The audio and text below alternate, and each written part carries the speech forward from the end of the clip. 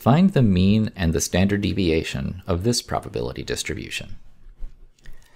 In order to find the mean and the standard deviation of any distribution, we're going to take into consideration using the calculator in the exact same way that we did earlier in this class. We're going to use the function 1varstats, but because this is grouped data, we have x values and probabilities. We're going to put x values in L1 and the probabilities in L2, and make sure we do 1varstats L1 comma L2 so that the calculator knows we are using grouped or weighted statistics.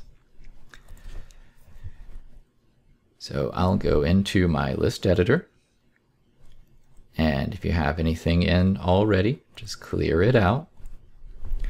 And in L1, we'll put the values of x, so the individual values of the random variable.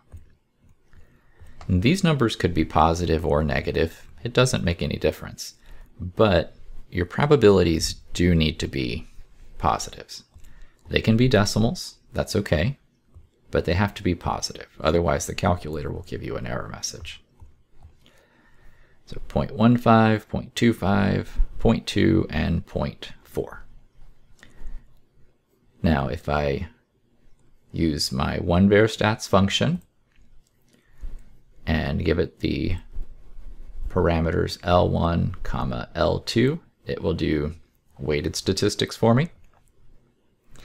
And notice I have x bar at 6.9, and I'm going to write that as mu equals 6.9 because the calculator knows that the calculation for a population mean and a population mean and a sample mean are the same, so it always just labels the mean as the sample mean.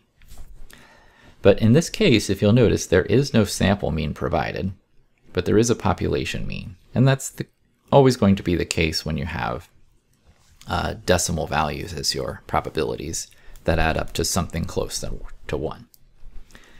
So the standard deviation will just list the only one given, which is 3.13.